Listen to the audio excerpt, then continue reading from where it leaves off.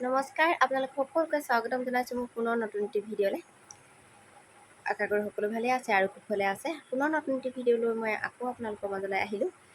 আজি মৰ্ণিঙতে হ'লোঁ মেন্সৰ পাছত মই কি কৰিলোঁ আপোনালোকক মই দেখুৱাম। ৰাতিপুৱা শুই উঠি মেন্স হ'লোঁ। মেন্স হোৱাৰ পাছতে ৰাতিপুৱাৰ বাহি বনখিনিতো থাকেই, সেইখিনি কৰি মেলি গা ধুবলৈ গ'লোঁ। গা ধুই দিলে ভাল লাগে আচলতে। তাৰপিছত গা পা ধুই কৰি আহিলোঁ। অহাৰ পাছত নিজৰ বিচনাখন এয়া চাওক, বেডশ্বীটখন কালি পাৰিছিলোঁহে, তথাপি মানে বেলেগ এখন সলাই দিয়া নাই, এইখনকে বেডশ্বীট পাৰি দিছোঁ। আৰু মেন্সৰ সময়ত মহিলাগৰাকী বহুত দুৰ্বল হৈ থাকে, সেইকাৰণে মানে বেমাৰে বেছিকৈ আশ পায়। সেইবাবে যিমানে আমি চাফ চিকুণ কৰি থাকোঁ সেই সময়ছোৱাত, সিমানে মানে আমাৰ দেহৰ কাৰণে ভাল। সেয়ে এতিয়া বেডশ্বীটখন কোবাই কৰি ধুনীয়াকৈ পাৰি লৈছোঁ। তাৰ পাছতে ইয়াৰ লগতে মোৰ সোণ লাগিয়ে আছে, এয়া চাওক, সেইটো মোৰ লগত থাকিবই নাৰাখে। আৰু এইকেইদিনত আমি বেলেগ বস্তু আচলতে একো চোৱা কৰা নকৰোঁ। ইখন বিচনাও নুচোঁ, আলনাও নুচোঁ, ঘৰৰ ভিতৰৰ অন্যখিনি বস্তু নুচোঁ। এই বিচনাখন যিখন চোঁ সেইখনে চোওঁ আচলতে। কাৰণ এই চোৱা নোচোৱাটো নিয়ম নীতি বুলি নহয় আচলতে। আমি জানো মেন্সৰ সময়ত ধূপ ধূনা জ্বলাওঁ বা কোনোবা নামঘৰৰ মন্দিৰলৈ যাওঁ জানো? নাযাওঁ নহয়। কিয় নাযাওঁ? তেন্তে আমাৰ ঘৰৰ যদি কাপোৰ কানিখিনি আমি যদি চুই পেলাওঁ বা পৰ্দাখন চুওঁ বা আলনাটো চুওঁ, আজি আমাৰ ঘৰলৈ কোনোবা মানুহ আহিছে বা ধৰক এতিয়া এই পৰ্দাখন মই এনেকৈ দাঙি থোৱা আছে দেখিছেনে? আমাৰ এখেতক ক'লোঁ দাঙি থ'বলৈ, দাঙি থৈছে।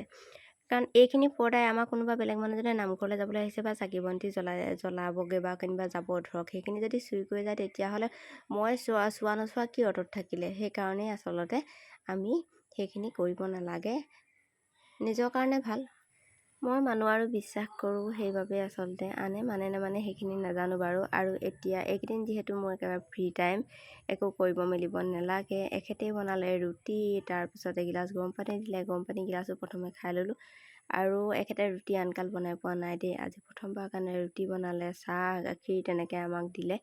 আৰু এতিয়া আমি বহি খাবলৈ লৈছোঁ। চাহ খোৱা হৈ গ'ল। চাহ খোৱাৰ পাছত এখেতে যিহেতু ৰাতিপুৱা ভাতো বনাইছিলে, সেয়া ভাতো আমাৰ শুনক উলিয়াই দিলে, তাক অকণমান খুৱাই দিলোঁ। খোৱাৰ পাছত ই টোপনি গ'ল, ময়ো তাৰ লগতে টোপনিয়ে গৈছিলোঁ। যিহেতু কাম বন আজি মোৰ বিশেষ নাই আৰু শুয়ে পৰিছিলোঁ। তাৰপিছত উঠিলোঁ।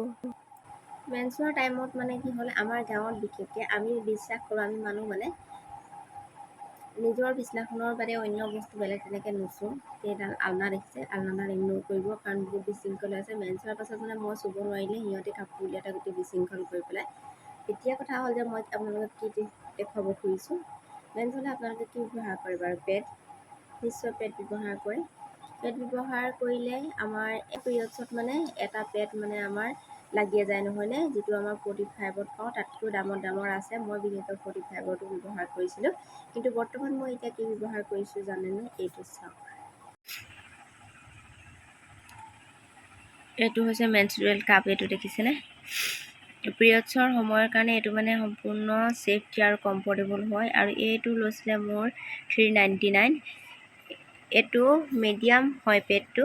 এইটো মই ব্যৱহাৰ কৰি থকা এবছৰৰ ওচৰ হ'ব হ'ল। ব্যৱহাৰ কৰাৰ পিছত মানে বহুত মই কমফৰ্টেবল ফিল কৰোঁ। মানে আগতে যিটো পেড লওঁতে যিটো ব্যৱহাৰ মানে পাইছিলোঁ, মানে অলপ ভয় লাগি থাকে, লিকেজ হ'ব নেকি, আমুক তামুক মানে তেনেকুৱা ধৰণৰ চিন্তা এটা থাকে। কিন্তু এইটো ব্যৱহাৰ কৰাৰ পিছত আপোনাৰ বহুত কমফৰ্টেবল ফিল হয়।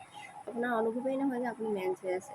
সেইকাৰণে মই ভাবিলোঁ আজি ভিডিঅ'টো কৰি মই আপোনালোককো দেখুৱাওঁ, আপোনালোকে ব্যৱহাৰ কৰিব পাৰিব, বহুত মানে আৰামদায়ক হয়। সেইকাৰণে আৰু এতিয়াতো গৰম দিন আহি আছে, গৰম দিনটো আৰু ভাল হ'ব এইটো ব্যৱহাৰ কৰিবৰ কাৰণে। মেনষ্ট্ৰুৱেল কাপ 3টা কোৱালিটি আছে, এছ চাইজ আছে, এম চাইজ আছে আৰু এল চাইজ আছে।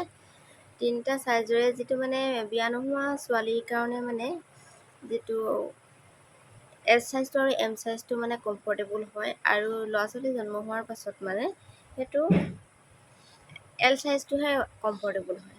মই যিহেতু প্ৰথমবাৰ এটা আনিছিলোঁ, সেইটো এম চাইজ যে, এতিয়া যিটো আপোনালোকক দেখাইছোঁ সেইটো এম চাইজৰ হয়। কিন্তু এম চাইজটো মই ইমান কমফৰ্টেবল নাপালোঁ যিহেতু, সেইকাৰণে এল চাইজ এটা আনিলোঁ আকৌ। এতিয়া মই এল চাইজটো ব্যৱহাৰ কৰি আছোঁ আৰু আপোনালোকক দেখুৱাইছোঁ এইটো এম চাইজটো। আমাৰ মানে যিসকলৰ মানে ল'ৰা ছোৱালী জন্ম হয় ন, তেখেতলোকৰ কাৰণে মানে এল চাইজটো সম্পূৰ্ণ কমফৰ্টেবল। আৰু আপোনালোকেও যদি আনে মানে সেইটো এল চাইজটো ল'ব। এনে ছোৱালীসকলৰ কাৰণে কথাটো বেলেগ, তেওঁলোকে এছ চাইজটো আৰু এম চাইজটো ল'ব পাৰিব, কিন্তু বোৱাৰীসকলৰ কাৰণে মানে এল চাইজটোহে কমফৰ্টেবল হয়। এইটো কেনেকৈ ব্যৱহাৰ কৰে সেইটোও মই আপোনালোকক দেখুৱাম। এইটো কিমান ধুনীয়াকৈ আহে চাওক দেই, কিমান প্ৰটেকশ্যনত আহে। এইটো দেখিছেনে, এখন হাফৰ আছে এনেকৈ। তাৰ ভিতৰত আকৌ কেনেকৈ আছে চাওক, এইটো এনেকৈ আহিব আৰু এইটো আছে। তাৰপিছত ইয়াতে আমি ব্যৱহাৰ কৰাৰ পাছতো মানে আকৌ ভালকৈ ধুই পখালি ইয়াত ভৰাই থ'ব পাৰোঁ। আৰু বস্তুটো কেনেকুৱা চাব দেই,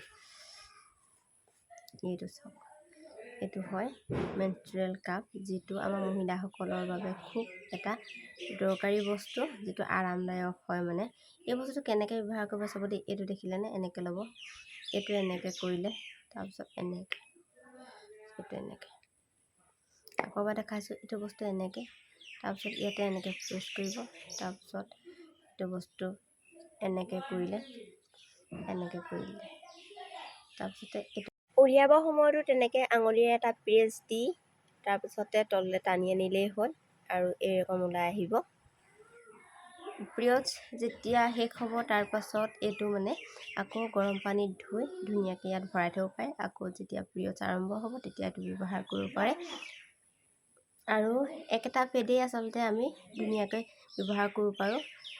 এইটো আছে 8 আৱাৰ প্ৰটেকশ্যন আছে। এইটো আমাৰ 8 আৱাৰ পিছত আকৌ আমি ধুই নতুনকৈ ব্যৱহাৰ কৰিব পাৰোঁ। আৰু কোনো মানে লিকেজৰ চিন্তা নাই এইটো, সেইকাৰণে বহুত মানে সুবিধাজনক বুলি মই ভাবিলোঁ আৰু সেইটো কাৰণে ভিডিঅ' এটা কৰি আপোনালোকলৈ বুলি আগবঢ়ালোঁ। এইটো মই অনলাইনত অৰ্ডাৰ দি লৈছিলোঁ, আপোনালোকেও অনলাইনত অৰ্ডাৰ দিব পাৰে।